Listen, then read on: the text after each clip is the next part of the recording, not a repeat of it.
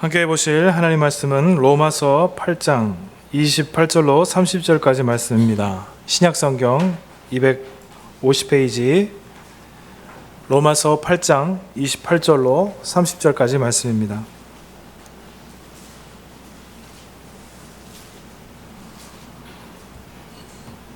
짧은 본문입니다. 함께 3절을 합독하여 봉독하도록 하겠습니다. 읽도록 하겠습니다. 다 같이 읽겠습니다. 우리가 알거니와 하나님을 사랑하는 자 곧 그의 뜻대로 부르심을 입은 자들에게는 모든 것이 합력하여 선을 이루느니라. 하나님이 미리 아신 자들을 또한 그 아들의 형상을 본받게 하기 위하여 미리 정하셨으니 이는 그로 많은 형제 중에서 맏아들이 되게 하려 하심이니라. 또 미리 정하신 그들을 또한 부르시고 부르신 그들을 또한 의롭다 하시고 의롭다 하신 그들을 또한 영화롭게 하셨느니라. 아멘. 이은봉 목사님 나오셔서 구원의 도리 두 번째 시간을 갖도록 하겠습니다.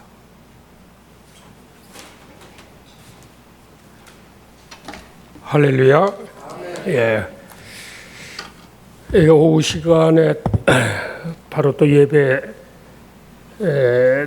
드리는 것을 생각하니까 전에 그 개척했을 때 82년도에 개척을 했거든요. 우리 새하늘교회가. 근데 그때 2시 오후 예배를 드렸어요. 점심 먹고 바로 2시에 예배 드리기 시작한 것이 아마 이 교회가 처음일 겁니다. 그때는 가난해가지고 다 도시락 싸오라고 그랬어요. 도시락 싸와. 그러니까 뭐 불만도 많아요. 예배 드리러 가는데 뭐 소풍 가냐, 뭐 도시락 싸가지고 가냐, 뭐 이렇게 이제 우스갯소리로 그런 거죠. 또 그나마 못 사오신 분들은 교회에서 라면을 이제 대접해서 그때 라면이 얼마나 이렇게 맛있었던지 그런 생각이 납니다. 오늘 그 오후에 설교하실 분이 어떤 분인지는 모르지만은 일단 그분에게 감사드리고 제가 오전 설교를 부탁받았을 때 이왕 가는 김에 오후까지 한번 섬겼으면 하는 그런 마음이 들었어요. 그래서 제가 자청해서 부족하지만은 또 오후에 이렇게 말씀에 수종들게 됐습니다. 왜냐하면 제가 요 근래에 하나님이 부르시면은 언제든지 멀쩡하다가도 천국에 갈 수 있다는 그런 제가 경험을 좀 했기 때문에 우리 새하늘교회 성도들에게 제가 개척하면서 눈이 강조한 구원의 확신 문제를 정리를 제가 언제 주님이 부르실지 모르기 때문에 정리를 해드리는 것이 내가 그 짐이 있었어요. 그래서 오늘 내가 자청해서 오후 예배까지 이렇게 인도하게 됐습니다. 오전에 우리가 구원이 무엇이냐? 구원은 영원한 하나님의 형벌에서 건진받는 것이라 그랬습니다. 근데 순복음교회에서는 영원한 죄에서도 구원받지만은 또 가난에서도 구원받아야 되고 또 질병에서도 구원받아야 되고 또 모든 고통에서도 구원을 받아야 된다. 그래 가르칩니다. 물론 우리가 예수 믿고 하나님의 자녀가 됐기 때문에 얼마든지 가난해서 부자 될 수도 있고 죽을 병에서 고침받을 수도 있고 여러 가지 고통에서도 하나님의 은혜 주셔서 벗어날 수 있어요. 그렇지만은 그럴 수도 있고 또 그렇지 않을 수도 있어요. 예수 믿으면 다 이 세상에 모든 것이 잘 먹고 잘 살고 건강하고 그런 건 아니에요. 또 그렇게 됐다고 해서 그 사람이 예수 잘 믿는 사람이라 또 이렇게 부러워할 것도 없어요. 오히려 주를 위해서 헌신한 사람들이 고난이 더 많고 핍박이 많고 주님이 사랑하는 자들에게 또 주님께서는 조금이라도 놔두지 않냐고 간섭하시기 때문에 오히려 어려움이 더 많을 수도 있어요. 고난이 유익이 많이 돼요. 그런데 예수 믿으면 3년 안에 집을 못 사면 그 잘못 믿는 것이다. 뭐 병 있으면 그 뭐가 믿음이 잘못된 것이다. 이렇게 하는 것은 복음이 아닌 줄로 압니다. 두 번째, 우리가 구원은 오직 예수의 십자가 공로로 받습니다. 주님이 대신 십자가에서 모든 심판을 받으셨기 때문에 그 피값이 너무 크고 너무 높기 때문에 십자가 공로 안에서는 100% 하나님이 그 은혜로 우리에게 구원을 받게 하신 것입니다. 근데 그 믿음으로 받는 것이에요. 그래서 하나님이 세상을 이처럼 사랑하사 독생자를 주셨으니 누구든지 저를 믿는 자는 멸망하지 않고 영생을 얻게 하려 하심이라. 믿는 자마다 어떤 죄를 졌든지 간에 누구든지 간에 주님 앞에 구원 못 받을 죄인은 하나도 없어요. 단지 예수 그리스도의 십자가의 복음을 듣고 주님 앞에 구원을 요청하고 주님께서 왜 십자가에 돌아가셨는가 그것을 받아들이고 믿는 자는 하나님께서 그 즉시 구원을 이루어 주시는 것입니다. 그런데 이 오후 시간에는 두 가지를 함께 생각하겠습니다. 첫째는 우리가 예수를 믿으면 구원을 받습니다.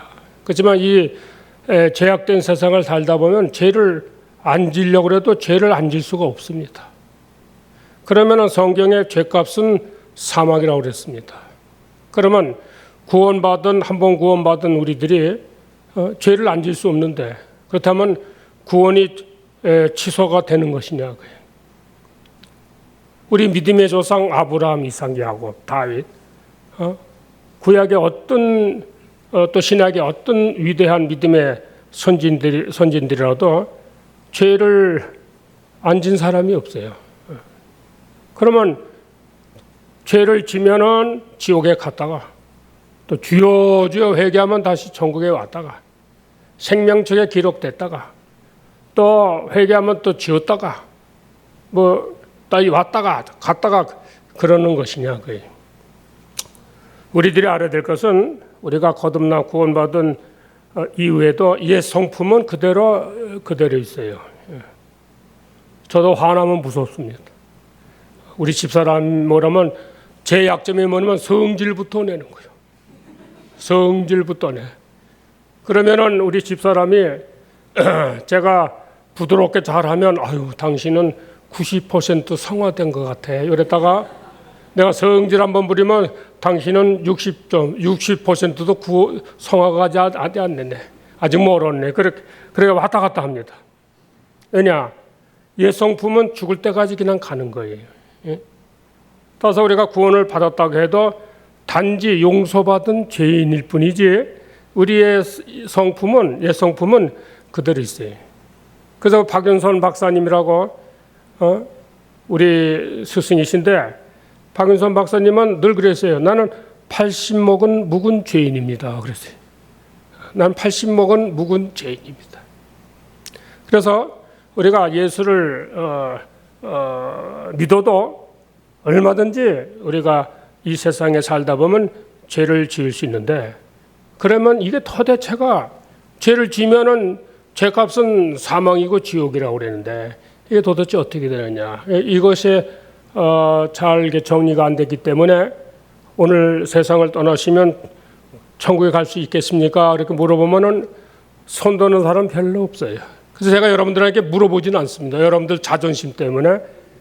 그렇지만 이제 이 오후 예배가 마치면 오늘 만약에 세상을 떠나시면 천국 갈 수 있겠으니까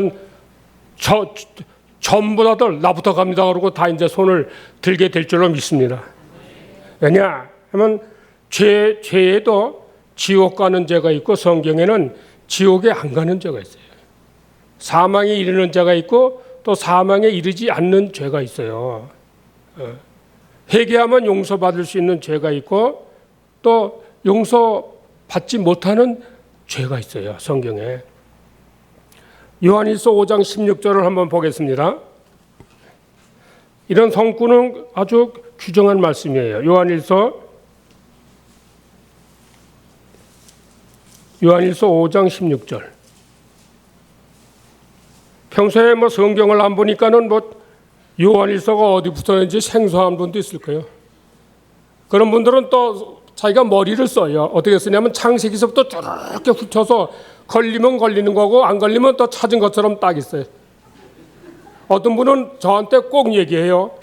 성경을 찾으려 때는 반드시 페이지수를 꼭 말씀해 주세요. 그래. 나도 체면이 있다고요. 393장입니다. 393페이지.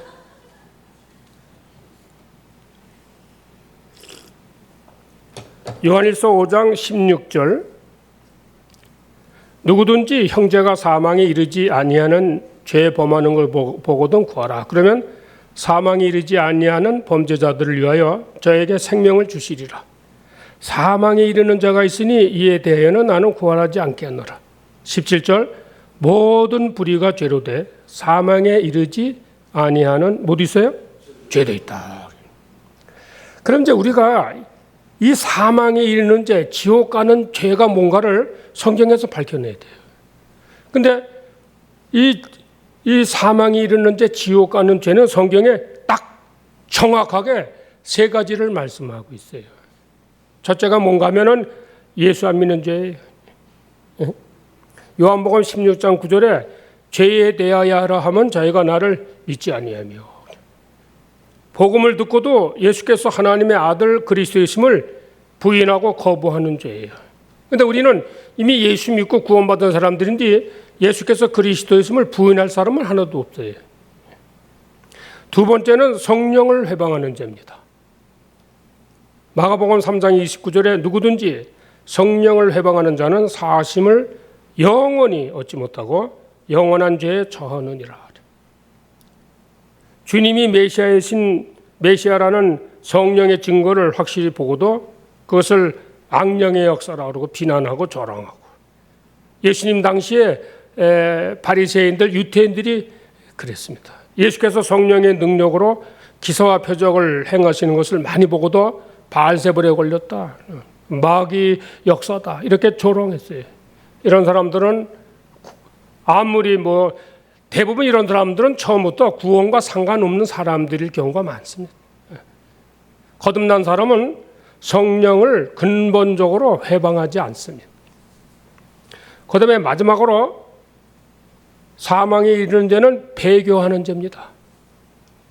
히브리서 6장 4절에서 6절 보면 한 번 비침을 얻고 하늘의 은사를 맛보고 성령에 참여한 바 되고 하나님의 선한 말씀과 내세의 능력을 맛보고 타락한 자들은 다시 새롭게 하여 회개할 수 없느니. 그렇습니다. 성령을 체험하고 귀신을 쫓아내고 병을 고치고 능력을 행하는 것일지라도 배교하면 이것은 구원에 이를 수가 없어요. 이거는 가룟 유다가 그랬고 박태선 씨가 그랬고 문선명 씨 그랬어요. 제가 어렸을 때 박태선 씨는 아주 한강에서 많은 사람들 일어나고 병 고치는 역사도 그때 많이 일어났습니다. 하나님께서 일시적인 뜻이 있어서 사용하다 버리는 사람들이,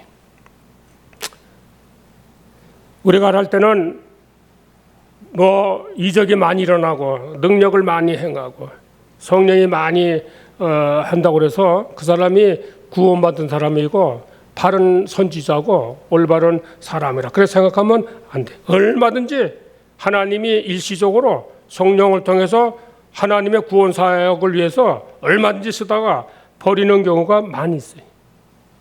근데 우리는 구원받은 사람이, 우리는 예수를 믿지 않는 죄는 천상 짓지 않을 거고, 또 성령을 고의적으로 해방하는 사람도 아니고 배교하는 죄는 더더구나 우리는 짓지 않기 때문에 우리 구원받은 성도들이 짓는 죄는 회개하면 용서받을 수 있는 죄. 할렐루야. 도덕적이고 윤리에 관한 죄를 우리가 질 수 있어요. 얼마든지 회개하면 용서받을 수 있는 죄고 지옥 가는 죄가 아니에요. 다윗도 범죄했지만은 다윗이 무슨 뭐 지옥에 간 사람이라고 생각하는 사람 하나도 없어요. 그래서 요한복음 13장 10절에 예수께서 가라사대 이미 목욕한 자는 발밖에 씻을 필요가 없느니 온몸이 깨끗하니라 하죠. 목욕했다는 것은 거듭났다는 거예요. 구원받았다는 거예요. 온전한 하나님의 자녀가 됐다는 거예요. 그렇지만 목욕한 사람도 아침에 목욕하고 돌아다니면 저녁에 뭐 발에 뭐 때보다는 먼지가 많이 묻어요. 특별히 유대 사회는 이 모래가 많아가지고 샌들 신고 다니기 때문에 뭐 잠깐만 나갔다 와도 발에 더러운 게 많이 묻어요. 그리고 또 유대인들이 공간복음을 보면은 소경들이 많았는 게 다 모래바람 때문에 소경들이 많았어요. 그럴 때는 저녁에 오면 다시 목욕하지 않고 발만 씻고 손 깨끗이 씻고 이제 같이 식사하고 그랬어요. 우리 거듭난 사람도 이 세상이 원체 제약된 세상이니까 아무리 뭐 믿음으로 깨어 있게 산다고 그래도 이 죄악에 오해하면 안 될 수가 없어요. 그 죄를 질 수 있다고. 또 성경이 말하는 죄는 나타난 것보다도 속으로 음란한 생각을 한다든가 남을 미워하면 그것도 살인죄라고 그랬는데 죄 안 질 수가 없어요. 그래서 늘 우리는 회개하면서 늘 그날 죄 문제를 하나님 앞에 보혈로 십자가의 보혈로 늘 씻는 거예요. 우리가 뭐 특별히 우리 남성들 성질 벌컥 낼 수 있어요. 그렇지만은 해가 바뀌지 않기를 예수의 이름으로 축원합니다. 얼른 잘못했습니다. 그러고 하나님 앞에 잘못한다고 마누라한테도 얼른 잘못했다 그러고 그래서 풀어야 돼. 그 죄를 회개하면 얼마든지 용서받을 수 있는 죄인데 뭐래 죄에 묶여가지고 마음이 불안하고 서로 자존심 싸우고 네가 이거나 내가 대부분 보면 자존심 싸움. 운전하다가 그냥 막 요새 이런 사람이 많은데 보면 자존심. 나도 그러는데 하여튼 내가 운전하면 내가 목사인가 내가 내 자신을 의심스러워요. 한번 그냥 있는 뭐 새끼가 이러고 이걸 내가 한번 버릇을 고쳐. 이러니 다른 사람이야 오죽하겠어 이거. 그러니까 아무리 우리가 구원을 받는다고 해도 아주 이 세상이 원체 오염된 세상이니까 아주 죄악 가운데서 사는 거예요. 그럴 때는 날마다 회개 잘하는 사람이 예수 잘 믿는 사람인 줄로 믿습니다. 내가 이렇게 가만히 이렇게 좀 세월 보면은 옛날에는 잘 회개를 안 하고 그러는데 지금은 나는 우리 집사람하고 싸워도 내가 먼저 지금까지 여보 내가 잘못했다 그랬지 우리 집사람은 나보다 덜 성화돼가지고 와서 여보 내가 그런 적이 없어요. 나는 아예 그것도 기대도 안 합니다. 나는 내가 왜 서로 풀어야 되니까. 목사가 항상 성령이 충만하고 은혜가 넘쳐서 말씀에 수종돼야 될 책임이 있는데 마누라하고 그냥 덩어리가 져가지고 심령이 있고 꼬여가지고 뭐 하나님의 생명에 수종들게 있으니까 하나님을 봐서라도 그러니까 내가 먼저 이따 우리 집사람한테 물어봤어요. 거짓말 하나. 지금까지 내가 여보 잘못했습니다. 내가 또 아래층에 있으면 2층에 올라가가지고 슬그머니 옆에 이렇게 엉덩이 대고 같이 이렇게 자고 그러면 저리 가라 탁 튕기지만은 자기도 이제 은근히 올라오기를 기다리고 있었대. 그래서 우리 구원받은 사람들이 죄를 짓는 경우가 많죠. 그렇지만은 지옥 가는 죄는 아니고 다 회개하면 용서받을 수 있는 죄, 도덕과 윤리에 관한 죄인 줄 믿습니다. 내가 이렇게 설교를 했더니 어느 교회 그 집사님이 예배 마치고 은혜를 많이 받았다는 거예요. 그래서 은혜 많이 받았다니까 아유 감사하네요. 그랬더니 내가 그렇지 않아도 참 이거 사업이 아주 바쁜 사람인데 이거 주일날 교회 예배 안 드리면 꼭 지옥 갈 거고 그래가지고 참 내가 보통 바쁜 사람이 아닌데 오늘 이렇게 예배를 드렸는데 보니까 뭐 슬슬 교회 빠지거나 죄를 져도 지옥은 안 간다니까 은혜를 많이 받았다는 거예요. 아유, 또 은혜도 때니까 거꾸로 받는 놈도 있더라니까. 그게 뭐 은혜야? 은혜를 많이 받아가지고 이제 좀 내가 사업을 어느 정도 진정시키고 다시 이제 교회 나오게 했습니다. 그러더라고요.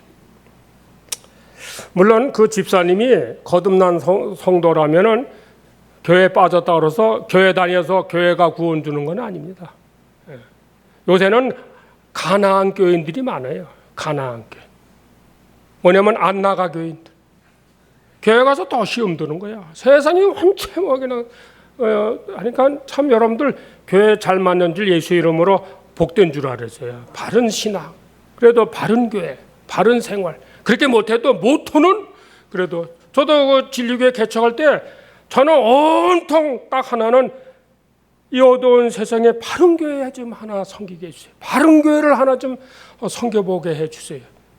그 6년 동안 버티다가 이제 못 버텨나가지고 선교사로 나갔지만은 지금도 그랬어요. 바른 교회를 한번 참 주님이 기뻐하시는 그 바른 교회를 한번 세워봤으면 그게 아주 제 온몸에는 덮였어요. 그거밖에 없어요. 40일 기도할 때도 그거 하나밖에 없었어요. 바른 교회를 한번 섬길 수 있는 은혜를 주십시오. 하여튼 이 은혜 받은 집사가 교회 안 나와도 지옥에 가는 건 아니지만 내가 불러놓고 그랬어요. 교회 안 나온다고 그래서 구원이 취소가 되는 건 아니지만 집사님이 아실 게 딱 세 가지가 있습니다. 뭡니까? 오늘부터 믿음에서 떠나면 즉각적으로 하나님과 끝입니다. 하나님과 교통이 끊어집니다. 하나님과 교통이 끊어지면 하늘의 모든 기쁨과 평강을 잃어버립니다. 우리 구원받은 성도들의 특권이 뭐냐면 늘 하나님의 은혜와 평강 속에 살아가는 사람인데 그건 오늘부터 끝입니다. 그래도 원하시면은 그렇게 세상적인 기쁨과 세상적인 그런 걸로 살려면 그렇게 하세요. 둘째, 계속 고집을 부리시면 하나님이 집사님을 사랑하시기 때문에 이제 하나님의 채찍이 꼭 가할 겁니다. 하나님 우리를 사랑하시기 때문에 하나님은 징계하시는 분입니다. 시편에 보면 하나님이 얼마나 간섭하는지 이 침 생길 그 사유도 하나님이 주지 않냐고 간섭하신다고 그랬어요. 그러니까 아주 괴로운 거예요. 하나님이 다윗을 사랑했어요. 다윗이 우리아의 아내를 범했어요. 아유, 다른 사람 그 버림받은 사람 같으면 죄를 짓든 말든 하나님이 한꺼번에 이제 몰아서 심판하시면 되는 거지만 사랑하는 믿음의 다윗이 이 일을 너무 하나님이 충격받아가지고 사무엘하 12장 뭐라고 말씀했냐면 내가 나를 업신여기고 햇사람 우리아의 절을 빼앗아 내 절을 삼았은즉 내 집에 영원히 칼이 떠나지 아니하리라 그랬어요. 다윗이 회개를 많이 했습니다. 하나님이 용서해 줘서 그렇지만은 이후에 다윗의 집에 칼이 떠나질 않았어요. 가장 사랑하는 솔로몬이 자기를 배신하고 대들고 질끼리 죽이고 계속 그냥 정신이 없었어요. 고린도전서 5장 5절에 이런 말씀이 있어요. 이런 자를 사탄에게 내어주었으니 이는 육신을 멸하고 영은 주의 날에 구원 얻게 하려 함이라. 죄악 가운데 버텨? 계속 살아? 하나님이 참고 참다가 그래도 버텨? 하나님이 사탄에게 내어준다고 그랬지. 내어준다는 것은 그 육신의 고통을 주고 병에 걸리게 하고 괴로움을 주고 그렇지만 그 영혼은 하나님이 건져주신다고 그랬어요. 그래서 계속 이렇게 하나님 앞에 매맞고 사시려면 가시라 그래요. 그 다음에 셋째, 그래도 버티면 하나님이 그 영혼은 구원하시지만은 불 가운데서 구원을 얻게 하시. 고린도서 3장 15절에 보면 누구든지 공력이 불타면 해를 받으리니 그러나 자기는 구원을 얻되 불 가운데서 얻은 것 같으니라. 구원을 받아도 불 가운데서 구원을 받는 사람들이 있어요. 계속 육으로 살고 죄악 가운데 살고 그러면 하나님께서 참고다가 안 되겠다. 그래서 하나님이 그 사람을 불 속에 쳐넣어요. 아주 꼼짝 달지 못한 시한부 인생이 딱 되게 해요. 불이 얼마나 큰지 정신없어요. 그러면 구원받은 사람이 그 가운데 회개 안 할 사람은 없어요. 하나님 한 번만 살려주세요. 하나님 한 번만 살려주세요. 그래서 회개시켜서 하나님이 데려가세요. 전 이런 성도들을 많이 봤어요. 하나님 한 번만 살려주시면 그냥 이제 뭐 하겠습니까? 저도 같이 울면서 하나님 한 번만 살려주시면 그냥 하나님이 데려가시더라고요. 하나님이 야 내가 한두 번 속았냐? 너는 그냥 오는 게 좋겠다. 하나님이 그 육신을 멸하시고 멸하시지만 그 영혼은 하나님이 구원을 하시는 거예요.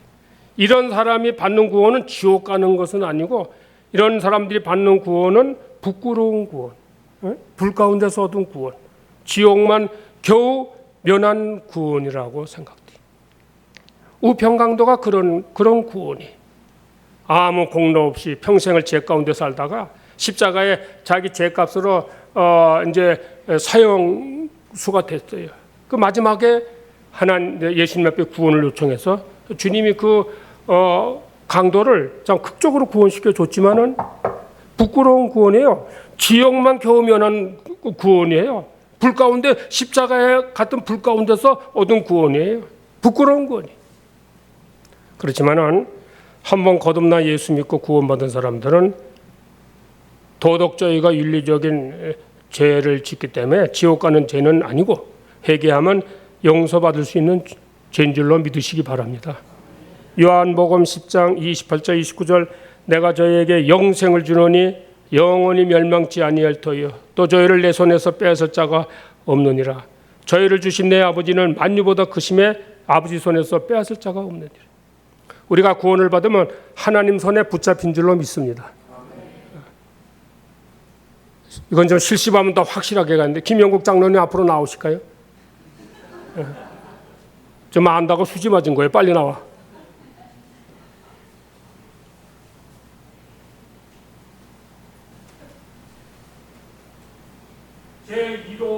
제1호 세대받은 사람이다. 맨날 잘하네. 내가 일치에 세는게 제1호 세대다. 근데 나는 기억이 없어. 1호로 튕겼는지 안 되는지.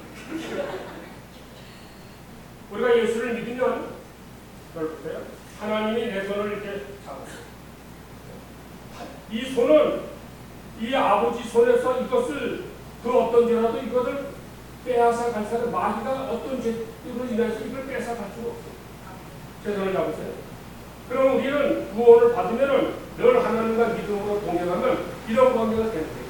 하나님은 내 손을 이건 영원히 변하지 않지만은 이 사람이 하나님의 손을 잡는 것은 나요? 잡아요? 나요? 농부는 죄를 짓는 거고 회개하면 아유 똑똑해요. 박수 한번 쳐요. 나 지금 장난이 이렇게 똑똑한 적으로 처음 왔어. 그런 거예요.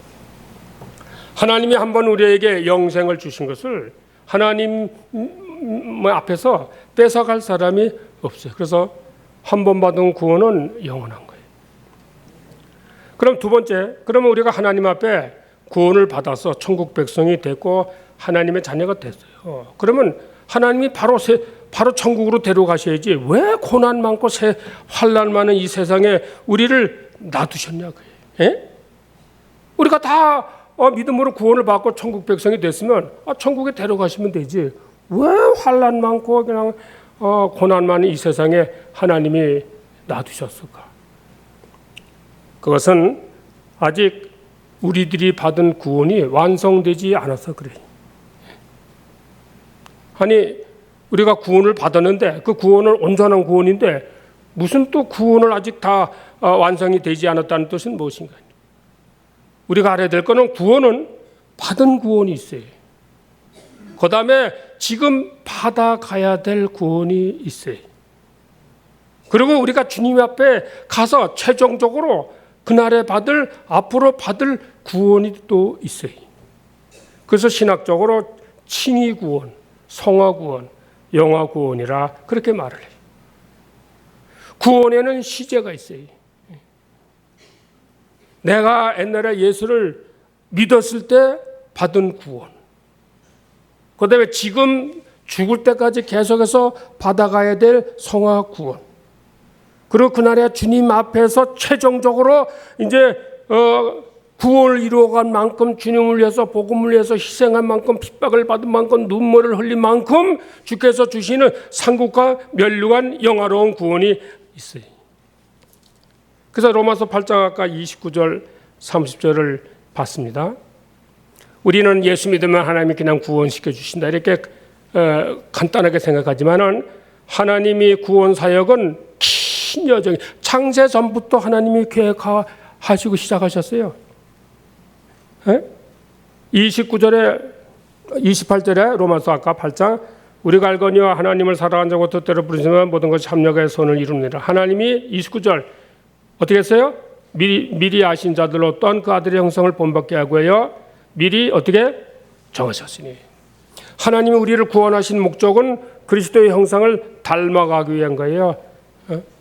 우리를 죄에서만 구원하고 지옥 갈 것만 내서 구원하는 건 그건 시작이고, 하나님이 우리를 구원하신 목적은 아들의 형상을 닮아가게 하시기 위해서 구원시켜 주신 거예요. 그래서 그러시고서는 처음에 하나님 미리 정했어요. 구원할 자와 그렇지 않을 자를 창세전부터 하나님이 미리 정하셨어요. 그리고 정하신 그들을 하나님이 부르신다고 그랬어요.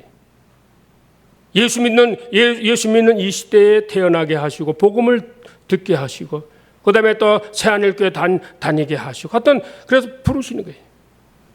부르실 때 복음으로 부르시죠. 복음을 듣고 안 들으면 환난으로 부르시죠. 근데 하나님이 미리 정한 사람들은 하나님이 환난을 통해서 부르실 때 안 올 사람이 없어요. 처음엔 다 예수 믿을 저부터도 그랬어요. 기복적인 게 있어요. 아유, 이 문제 좀 해결해 주세요. 그러고 교회 다니다 보니까는 복음을 듣고 자기도 모르게 거듭나게 되는 거예요. 그리고 미리 부르신 그들을 의롭다 하시고 예수 믿게 하신 다음에 의롭다 하시는 것은 구원을 시켜주시고 그리고 성화 과정을 거쳐서 영원로운 구원에까지 가야 구원 사역이 이제 긴 여정이 끝나는 거예요. 근데 그래서 하나님은 창세전부터 구원을 시작해서 영화 구원까지 가지만 우리 사람 편에서는 이제 예수를 믿는 그때부터 칭의서부터 우리는 이제 시작되는 거예요. 칭의 구원부터 시작되는 게 구원을 받았다고 해서 끝이 아니에요. 이제 시작이에요. 구원이 이제 시작되는 거예요. 이 칭의 구원은 구원의 과거 시제입니다. 우리가 일반적으로 나는 예수 믿고 구원받았다를 말할 때 이 칭의 구원을 말하는 거예요. 이것을 기본 구원이라 그래 말합니다. 이건 단회적이에요. 계속 거듭나서 구원을 또 받고 부흥사들이 오면 이번에 다 거듭나시기를 예수 이름으로 축원합니다. 그거 다 잘못된 거지. 이 칭의 구원은 단회적이에요. 한 번으로 충분해요. 그 다음에 이 칭의 구원은 영구적이에요. 한 번 구원을 받았으면 절대 도중에 변경이 되거나 취소되지 않습니다. 그래서 내가 구원을 받았는지 안 받았는지는 각자 다 알 수 있는 문제라 성경은 분명히 얘기했어요. 요한일서 5장 13절에 보면 내가 하나님의 아들의 이름을 믿는 너희에게 이것을 쓴 것은 너희로 하여금 너희에게 영생이 있음을 알게 하려 함이라 그랬어요. 분명히 구원을 받았는지 영생을 받았는지 알 수 있는 문제다. 그게 알 수 있다 그랬어요. 알 수 있다는 것을 성경에서 알 수 있는 문제다 이렇게 분명히 얘기를 했어요.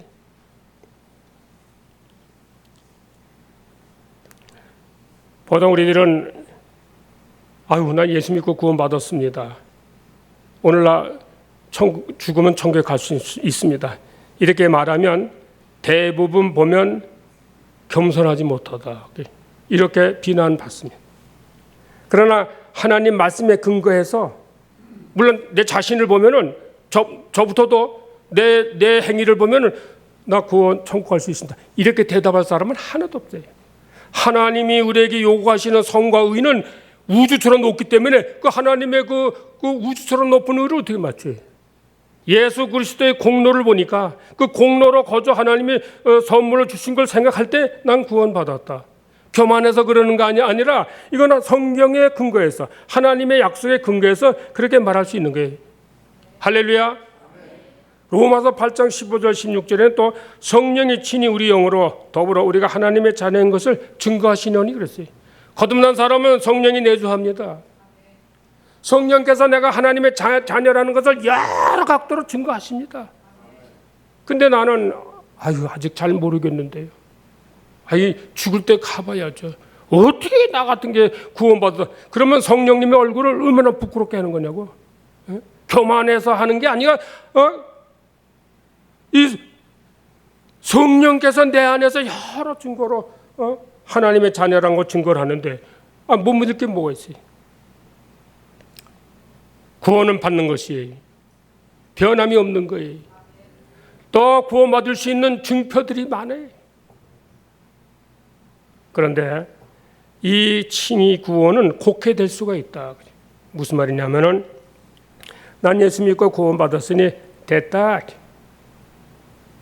예수를 안 믿을 수는 없고 사람이 힘든 건 다 싫거든요. 편안하고 안일하게 믿는 거예요. 그래서 무율법주의로 방종주의로 갈 수 있어요. 생활이 뭐 교회 안 가도 되고 뭐 예수 믿는 게 기도의 말씀에 힘쓰는 게 얼마나 어려워요.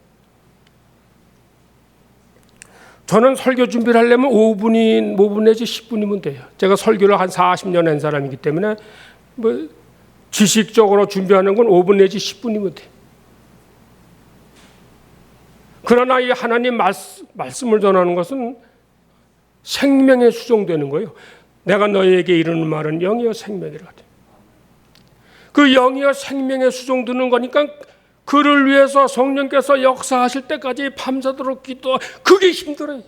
그게 힘들어서 난 설교 부탁을 별로 잘 안 받으려고. 왜? 생명이 되어야 되니까. 성령이 나타나야 되니까. 성령이 말씀하셔야 되니까. 예수님이 설교하실 때 당시에 서기관들과 바리새인들 깜짝 놀랐어요. 와, 그 말씀에 권세가 있음이로라. 그 말씀에 권세가 있음이로라. 그렇게 말씀에 수종들기 위해서 힘쓰게 쓰는 게 힘들어요. 그래서 저는 설교 부탁받는 게 싫어요. 지식으로만 전하는 거는 이건 뭐 40년 설교한 사람인데 설교 자료가 얼마나 막혀야 돼요. 이게 시건증 막. 신앙생활을 쉽게 하고 안일하게 하고 편안하게 하고 그러면 자연 나태해지고 타락이 돼. 그래서 성도란 말이 구별된 사람들이라 그러는데 구별된 삶이 없어요. 세상 사람들과 구별이 안 돼요. 어떤 면에는 우리 예수쟁이들이 더 거짓말 잘하고 더 사기 잘 치고 더 음란하고 술 취하고 방탕하고 더 믿을 수가 없는 경우가 많아요. 교회가 세상을 걱정해야 되는데 지금 한국교회는 세상에 우리 한국교회를 걱정을 해요. 그만큼 도덕 수준이 그들보다 땅에 떨어졌어요. 저는 어디 가서 절대 목사라고 그러지 않아요. 목사라고 그러면 이건 또 뭔 사기를 쳐서 먹고 사는 이럴까봐 이래 오해받을까 이렇게 싫어가지고 목사란 말을 하질 않아요. 그 사람이 근데 어디 전화로 걸어도 모르는데 어떤 분들은 생전 모르는 분인데 전화 받으면 목사님이시네요. 그래서 내가 목사인 걸 어떻게 합니까? 목소리 들어보니까 딱 알겠네. 아니 목소리가 또 이 목사 목소리는 좀 다른 건지 난 그건 몰라도 어떤 그래. 그러니까 더 조심스러워요. 심한 사람들은 우리 기독교를 개독교라고 욕을 해요. 가나안 교인들이 너무 많아요. 하여튼 뭐 대형 사고가 나면 거기 장로 목사가 꼭 돌아가 있어요. 참 이거 왜 그러냐? 이건 나는 구원받았으니 됐다. 아무렇게 살아도 된다. 이렇게 잘못 곡해를 하는 것이 정말로 내가 어떻게 구원을 받았는 걸 아는 사람은 함부로 살질 않습니다.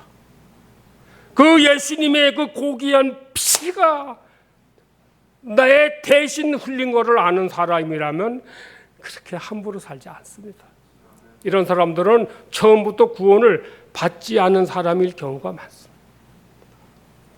그래서 본회포는 죄인을 의롭게 하는 칭의 교리가 죄를 정당화시켜주는 고리로 곡해되었다. 이렇게 개탄했습니다. 또 로마서 6장 1절에서 2절 보면 그런즉 우리가 무슨 말하리요? 은혜를 더하게 하려고 죄에 거하겠느냐? 그럴 수 없느니라. 죄에 대하여 죽은 우리가 어찌 그 가운데서 살려? 우리가 하나님의 은혜라 십자가 공로로 거저 구원받았으면 더 이렇게 살면 안 되겠다. 그러지? 나는 됐다. 그렇게 말할 수는 성경에 없다. 그런데 이상하게 우리 한국교회는 이 칭의 구원에 대해서 너무 곡해를 많이 해요. 이게 그냥 한국교회 전체를 휩쓸어 가지고 이거 뭐 도대체 문제가 많아요. 그다음에는 성화구원이 있어요. 성화구원은 구원의 현재 시제입니다. 지금 현재 받아가야 되는 구원이. 그리고 서서히 점진적으로 죽을 때까지 받아가야 되는 구원이. 그래서 내가 죄사함 받아서 하나님 자녀가 됐다 그러면 그때부터 구원이 시작돼 가지고 이 세상에 사는 동안에 하나님이 주시는 그 성화 구원을 날마다 열심히 받아가야 돼. 베드로전서 2장 2절에 갓난 아이들 같이 순전하고 신령한 젖을 사 먹어라. 이는 이로 말미암아 너희로 구원에 이르도록 자라게 함이라. 구원받았으면 하나님의 자녀로 갓난아기로 태어난 거예요. 갓난아기는 잘 자라야 돼. 안 자란다. 그거는 아예 태어나지 않았든지 뭐 병에 걸려도 심하게 걸렸든지 우리가 어디까지 자라날 수 있냐면 예수님처럼 다 생각해봐요. 이 세상에 사는 동안에 나중에 주님이 우리를 부를 때 다 그래도 예수님과 같은 그런 성품과 형상으로 만들어졌다 한번 생각해봐요. 얼마나 감사하냐. 저는 옛날에 예수 안 믿을 때 찍은 사진하고 지금 사진하고 이렇게 비교를 해봐요. 그러면 야, 내가 보더라도 예수 안 믿을 때 이 얼굴 보니까 이건 완전히 고재봉이더만. 아이고 눈은 도끼 눈이고 이게 어떻게 목사가 됐나? 지금은 뭐 그래도 약간 그 선한 묘가 있는 것 같기도 하고 없는 것 같기도 한데 있는 것 같기도 하고 그래서 자 이게 우리가 예수의 생명을 받았으면 예수님처럼 자라는 거야. 할렐루야. 왜? 예수님의 생명의 유전인자로 생명을 받았기 때문에 그래요. 이 개가 진돗개가 아무리 똑똑하고 크다고 해도 그게 호랑이 됩니까? 그건 영원한 진돗개예요. 우리는 예수의 생명의 씨로 받았기 때문에 잘만 자르면 예수님처럼 성장해가지고 천국에 가는 거예요. 그런데 이 성화 구원은 힘쓰고 애써야 돼요. 우리가 기본 구원은 하나님이 아무 내 공로가 없이 내 노력을 안 해도 의의가 없어도 하나님이 그리스도의 공로와 의 때문에 하나님이 거저 구원을 주셨지만은 이 성화 구원은 힘쓰고 애써야 돼요. 노력해야 돼요. 열심히 있어야 돼요. 빌립보 2장 12절 나의 사랑하는 자들아 항상 복종하여 두렵고 떨림으로 너희 구원을 이루라. 너희가 아직 구원을 못 받았으니 두렵고 떨림으로 열심으로 구원을 받아라. 그런 의미가 아니에요. 너희는 구원을 받았으니 하나님의 자녀가 됐으니 영적으로 갓난아기로 태어났으니 이제는 그 부모인 예수님처럼 무럭무럭 빨리빨리 잘 자라라. 힘쓰고 애써서. 할렐루야. 하나님의 말씀과 기도로 거룩하여 지으라 그랬어요. 기도가 힘들어. 안 자라는 거예요. 말씀 생활이 힘들어.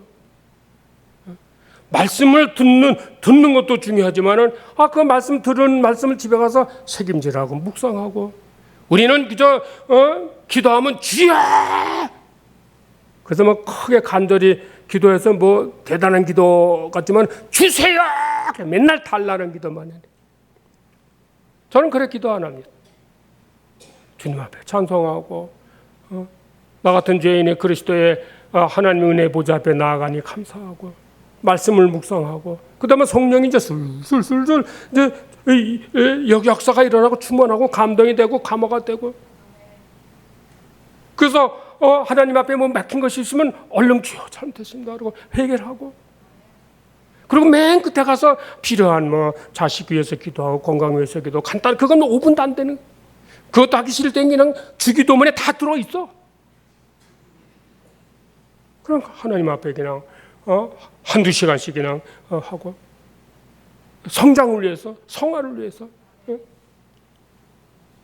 우리가 예수의 보혈로 구원받았으면 그때 끝이 아니라 이제 신앙생활이 시작돼야 되는데 신앙생활을 힘쓰고 애쓰고 신앙생활을 해야 되는 이유가 여기 있는 거예요. 나중에 그 차이는 하늘과 땅 차이입니다. 성숙히 돼가지고 천국에 임하는 그 성도하고 육으로 살고 적당히 살고 힘들어서 그냥 적당히 산 사람들하고의 그 차이는 하늘과 땅 차이. 그리고 또 교회의 배움을 통해서 자라요. 사도행전 11장 26절에 보면 둘이 교회에 1년간 모여있어 큰 무리를 가르쳤고 제자들이 안디옥에서 비로소 그리스도인이라 일컬음을 받게 되었더라. 바울과 바나바가 안디옥에서 1년 동안 열심히 가르쳤어요. 그런데 바울과 바나바한테 1년 동안 배운 사람들이 다 이방인들인데 1년 지나니까 저희들은 그리스도인들이다. 예수님의 제자들이다. 이런 소문을 들었다니까. 자기들이 우리는 예수쟁이다 그런 게 아니라 그 주변에서 인정을 한 거야. 가족 인정하고 직장에서 인정하고 저들은 그리스도인들. 왜? 1년 동안 열심히 하나님 말씀을 먹고 자라고 기도하고 그러니까 그냥 물음으로 자란 거예요. 근데 문제는 로마서 10장 17절에 믿음은 들음에서 나며 들음은 그리스도의 말씀으로 말미암느니라 그래요. 사람은 듣는 대로 믿음이 생겨요. 공자 앞에 가서 공자 알맹잘 들으면 공자 제자 되는 거예요. 저 절간에 가서 그냥 나무 아부탑을 관세음볼 다 두들기 그거 배우면 그 불교 제자 되는 거예요. 우리는 그리스도의 제자들이기 때문에 그리스도의 말씀을 열심히 배우고 듣고 그러면은 그 믿음은 들으면서 생기는 거예요. 그러니까 중요한 거는 뭐냐면 디모데후서 3장 14절에 내가 네게서 배운 것을 알며 그랬지. 누구한테 배웠냐고. 지금은 원체 가짜들이 많아가지고 교회 안에 구원에 이르지 못한 믿음 생활을 하는 사람이 수직이 있어. 교회는 그들을 위로하느냐고 정신이 없어. 일주일 동안 제 가운데 살다 온 사람들을 회개하고 정신이 번쩍 나서 하나님 앞에 붙여줄 생각을 안 하고 죄인들을 위로하는데 정신이 없어. 예수 잘 믿으면 복을 받는다 소리나 하고 뭐 한다 소리나 하고 그러니까 네게서 배운 줄 아냐. 사람이 바로 배우면 바로 돼요. 그래서 성도들이 제일 큰 복이 뭐냐면 하여튼 제대로 된 교회 만나가지고 제대로 된 분한테 바로 배우면 1년 있으면 다들 그리스도인이라 칭함을 받게 될 줄 믿습니다. 그래서 교회가 중요한 거예요. 그 다음에 네 번째는 이 세상의 여러 가지 시련과 풍파와 고난을 통해서 우리가 성장해 가요. 인생은 어차피 인생은 고난을 위하여 난난이 불티가 위로 나른 것 같다 그랬어요. 인생 자체가 고난이에요. 그런데 이 인생의 고해 바다에서 시련을 겪고 연단을 받으면서 우리는 믿음이 자라고 인격이 자라요. 야고보서 1장 2절에 4절 내 형제들아 너희가 여러 가지 시험을 만나거든 온전히 기쁘게 여기라. 이는 너희를 온전하고 구비하여 조금 더 부족함이 없게 하려 함이라. 성도들에게 있어서 고난은 나쁜 것만은 아니에요. 성도들에게 있어서 고난 유익이 많아. 죄악된 생활을 가다가도 한번 바람이 덮치면 아유 하나님 나 살려주세요. 그리고 하나님께 돌아오게 돼 있어요. 아이 목이 고다요. 이런 사람이 한번 어려움을 겪으면 나처럼 이렇게 내려오게 돼 있어. 이렇게 목이 꺾여요. 그래서 나는 이게 성도들 볼 때 목에 힘 안 들어가는 사람은 아직 멀었구나. 얼마나 더 맞으려고 그러니까. 이 고난이 우리에게 유익이 참 많아요. 그래서 고난을 많이 겪은 사람이 많이 겸손해. 많이 기도하려고 애를 써요. 믿음이 성숙해져요. 그래서 하나님께서 이스라엘 백성들을 애굽에서 구원하시고 직접 가나안 땅으로 데려가시지 않으세요. 애굽에서 가나안 땅은 신명기 1장 보면 3일이면 가요. 3일 길이라고 그랬어요. 근데 40년을 뺑뺑이 돌렸어요. 왜? 광야 생활을 통해서 애굽의 모든 옛날 우상성이고 믿지 않던 고집피고 지 잘났다고 그 다 광야에서 다 하나님이 죽이고 그래서 이제는 가나안 땅에 가서 하나님 말씀대로만 살아가는 하나님만 섬기는 그런 사람도 만드시려고 광야 40년을 뺑뺑이 돌렸어요.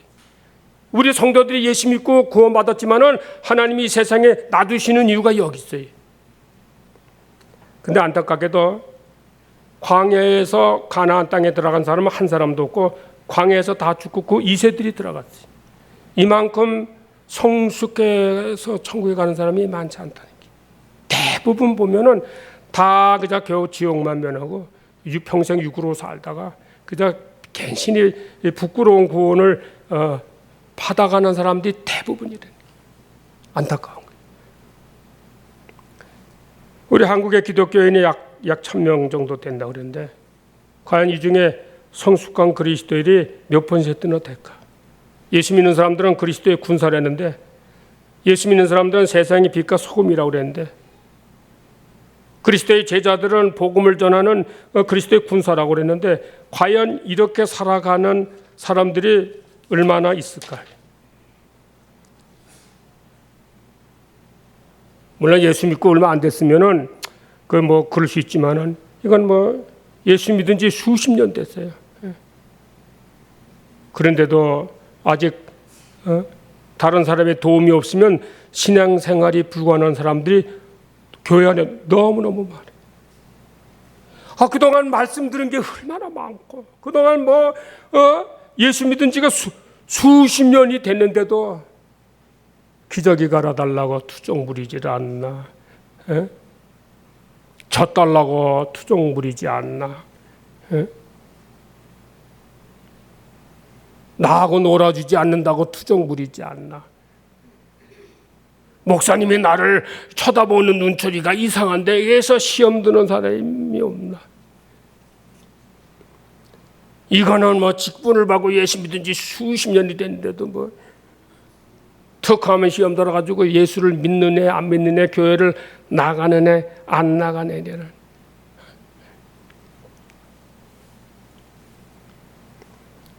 교회 안에 너무너무 영적으로 갓난 이들이 너무 많아요. 그래서 후안 카를로스 목사는 이랬어요. 오늘날의 대부분의 교회들은 신생아들로 가득 찬 산부인과 병원과 같다. 우리 새하늘교 성도 여러분들은 성숙한 성도들이 다 되시길 예수의 이름으로 축원합니다. 이제 마지막으로 영화 구원입니다. 영화 구원은 구원의 미리 시제입니다. 로마서 13장 12절 또한 너희가 이 시기를 알거니와 자다가 깰 때가 벌써 되었으니 이는 이제 우리의 구원이 처음 믿을 때보다 가까웠음이니라. 그래. 앞으로 받을 미래가 있어. 미래에 받을 구원이 있어요. 이때 우리 구원이 다 이제 완성되는 것이. 이 영화 구원은 그동안 이 세상에서 예수의 형상을 이루고 힘쓰고 애를 쓴 만큼 믿음을 지키기 위하여 핍박을 받은 만큼 복음을 위하여 헌신한 만큼 희생한 만큼 그날에 주님께서 주시는 상급과 면류관을 받는 구원을 말하는 거예요. 그래서 영화 구원을 영광스러운 구원이라기도 부르기도 해요. 성경에는 두 가지 심판이 있어요. 불신자들이 받는 심판, 예수 믿는 사람들이 받는 심판, 불신자들은 지옥 가는 심판, 예수 믿는 사람들은 그날에 주실 상급과 면류관을 받는 심판이 있는 줄로 믿습니다. 계시록 22장 10절 보라 내가 속히 오리니 내가 줄 상이 내게 있어 각 사람에게 그의 일한 대로 갚아주리라. 우리 예수 믿는 사람들이 가장 오해를 많이 하는 게 천국 가면 다 동등한 줄 알아요. 천국은 절대 평등사회가 아닙니다. 우리 예수 믿은 사람들이 그날에 다 같은 위치와 신분이 아닙니다. 디모데후서 2장 20절에 분명히 말씀했어요. 큰 집에는 금광과 같이 귀하게 쓰임받는 그릇이 있고 또 나무와 질그릇같이 천하게 쓰임받는 그릇도 있나니 이또다. 즉 그날에 귀하게 영광스러운 구원을 받을 자도 있고 부끄러운 구원 받을 자들이 있다는 거예요. 사도 바울이 받은 구원과 우편 강도가 받은 구원이 같을 리가 없어요. 물론 죄사함 받아서 천국 간 건 같지만은 그날에 하나님 주신 상급과 면류관과 그 영광과 그 위치와 그 신분은 달라요. 복음을 위해서 희생하고 복음을 위해서 순교한 사람들과 편하게 그저 육으로 편하게 살다간 사람들이 그날에 받는 구원이 같을 리가 없어요. 난 여러분들이 이런 영광스러운 구원을 사모하는 여러분 되시길 예수의 이름으로 축원합니다. 사도 바울은 그래서 내가 둯대를 향하여 그리스도 예수 안에서 하나님이 위에서 부르시는 부름의 상을 위하여 쫓아가노라 그랬어요. 왜 우리가 구원받은데 이 세상에서 힘쓰고 애쓰고 복음을 위해서 헌신하고 그 예수 믿는 사람들이 더 바빠요? 더 힘들어요? 직장 생활도 바로 해야지, 더 힘써야지, 이건 교회 생활 또 해야지, 교회에서 또 뭐 가르쳐야지, 뭐 해야지. 예수쟁이가 더 힘들어요. 그렇지만 왜 이것을 감내냐면 그날에 주께서 내 눈물을 씻어주실 것을 생각하고, 그날에 주께서 나에게 주실 상급과 멸관을 바라보고, 그날에 주님처럼 성숙한 예수의 형상을 이루고 영원히 주님 앞에서 천국의 기업을 누리며 살 생각하니까 이 세월이, 이 세상도 짧은 거예요.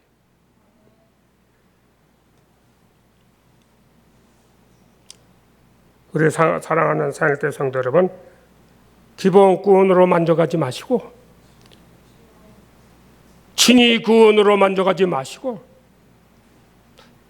왜 하나님이 이 세상에 우리를 놔두셨는 것을 깊이 알고 구원의 도리를 알고 신앙생활을 열심히 하시기를 예수 이름으로 축원합니다. 나는 장로고 권사고 이런 분들도 하루에 30분 기도하는 사람 많지 않습니다. 목사와 마찬가지. 저는 제가 목회를 한다 할 때는 저는 목사는 기도와 말씀에 전무하는 거에 바쁘면 안 돼요. 왜? 목사가 제일 중요한 것이 생명의 양식을 일주일 만에 칼급해온 성도들을 흡족히 먹여 보내는 게 목사의 책임이에요. 그 외에 그거보다 더 중요한 건 없어요. 그래서 사도들이 우리는 기도와 말씀에 전무한다고 그랬어요. 그 외에 생명을 건다는 거야. 그러니 뭐 적당히 기도해가지고 절대 그런 일 없어요. 우리 성도들도 적당히 예수 믿어가지고 영광스러운 구원에 이를 수 없어요. 이 세상 낭비하지 마시고 귀한 세월을 그날에 저와 같이 영광스러운 데다 참석해서 괜히 박수 무대에 들어가지 마시고, 이모 목사님 내 저분 아는 분이야, 너는 그냥 없는 거예요. 그러지 마시고 다 내가 가면 여러분들도 가고 여러분들 가면 나도 가고 다 영광스러운을 우리의 신앙생활의 최종 목적으로 하고 힘쓰고 애쓰고 달려가는 여러분 되시기를 예수의 이름으로 축원합니다. 기도하겠습니다. 사랑하는 주님 은혜를 감사합니다. 이 오후 시간에도 말씀 앞에 저희들 불러주셔서 귀한 말씀을 통해서 깨닫게 하시고 하나님 우리들을 왜 이 세상에 남겨두시는지 그 이유를 알고 우리가 지금 받아가야 될 구원이 있고 또 그날에 주께서 주신 영광스러운 구원도 있는데 아버지 하나님 우리 앞서간 믿음의 선지들처럼 힘쓰고 애써서 이 귀한 성화구원을 잘 이루고 영광스러운 구원에 다 이루도록 하나님이 축복하여 주시옵소서. 이 시대를 분별하기를 원합니다. 이 시대를 본받지 않게 해 주시옵시고 날마다 깨어 기도함으로써 시험에 들지 아니하고 성령에 의해서 살아가는 저희들 되게 해 주시옵소서. 예수님 이름으로 기도하옵나이다. 아멘.